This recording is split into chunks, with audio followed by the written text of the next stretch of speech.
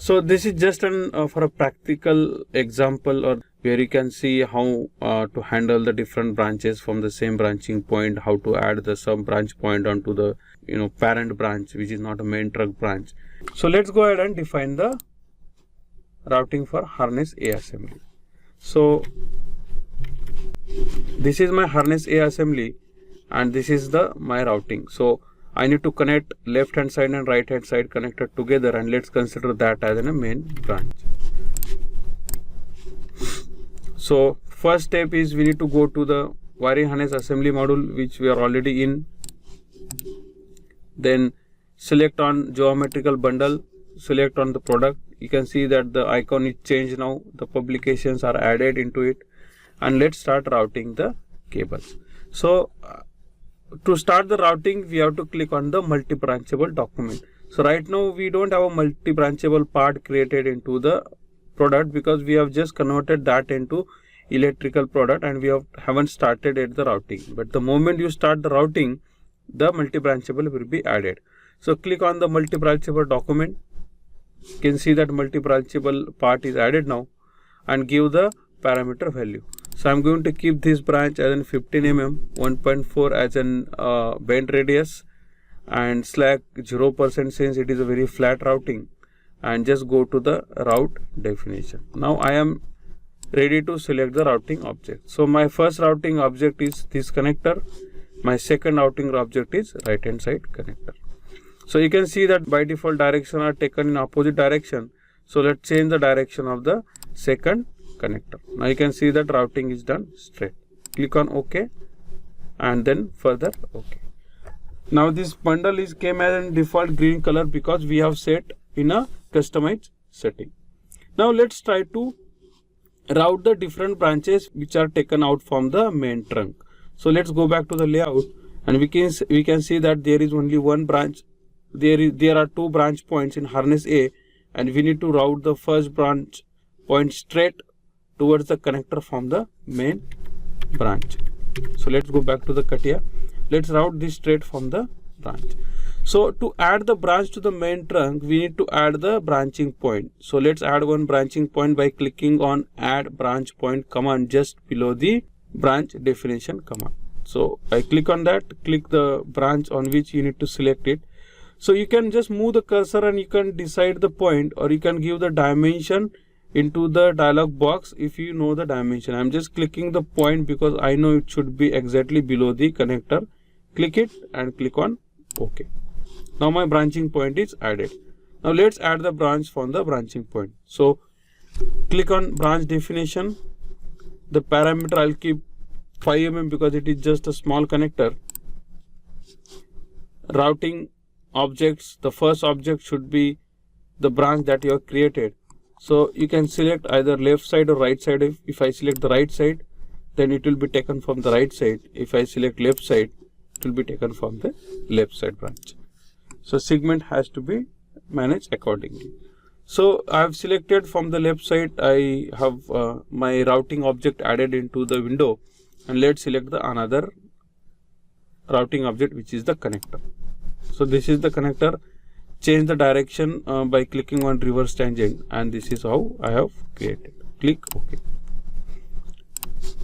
Now you can see that there is a problem with the branch radius. So let's go back and try to edit that with the slack addition. If that works, let's see. So if I add the 5% slack, the branch is now compatible to bend. So you have to keep sometime the extra length to ensure that branch bending will be done smoothly. So let's click on OK. Let's go back and add the another branches.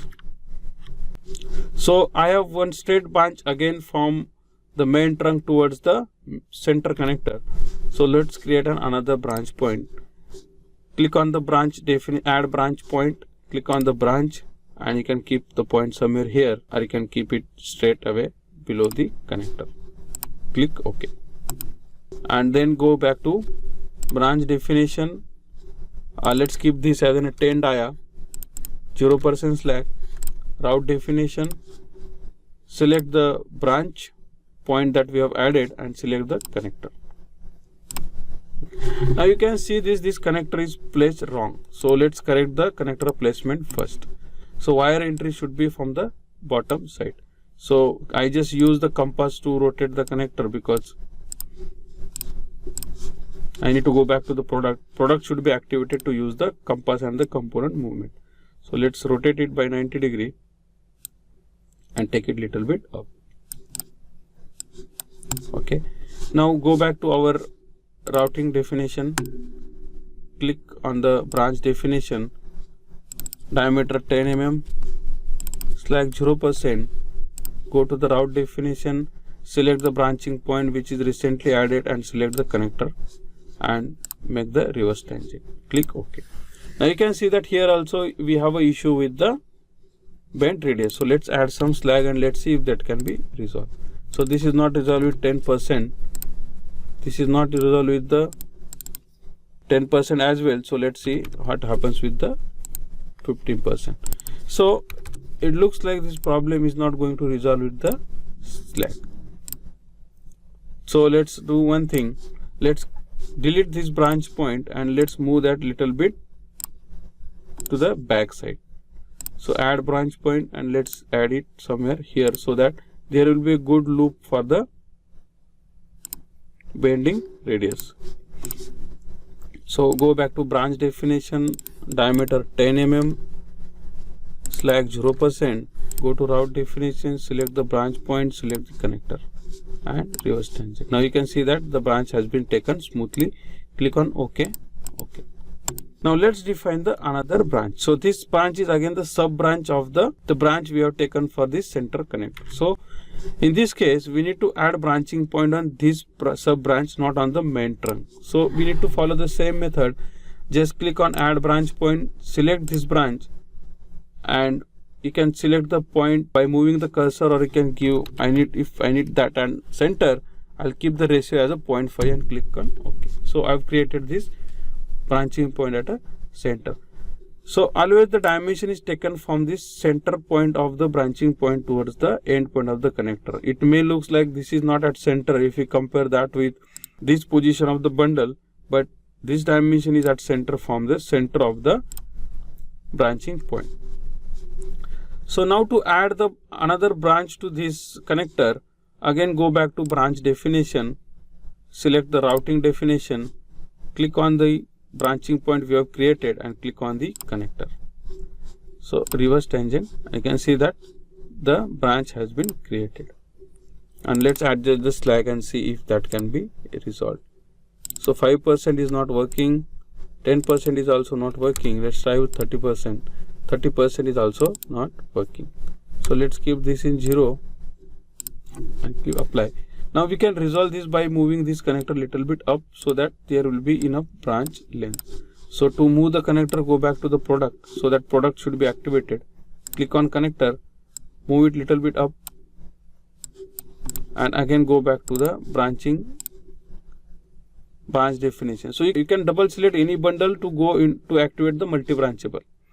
Now you can see that if this is an error, there is an yellow warning icon present onto the multi-branchable document. It means that the multi-branchable document is not completely clean and there are some errors that should be resolved.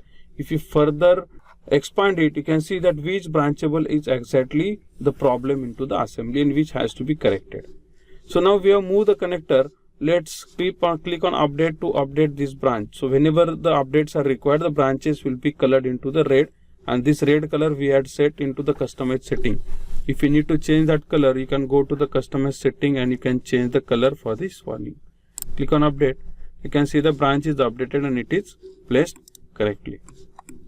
So this is how the wiring harness routing should be done for the sub branches as well. So there is a freedom to adjust the branch points, to adjust the slacks. Sometimes you can't move the connector if it is not an interconnection connector. Connector placement has to be mastered if it is connected to the components. You can play with the branching points. Now in this case, there could be even another good selection as a designer. So I'm just removing these branching points, that if the length is not too much, you can use the same branching point that is used for the main trunk. So let's select this branching point and connector. Just reverse the direction and you can see that this will be the smooth routing for the wiring harness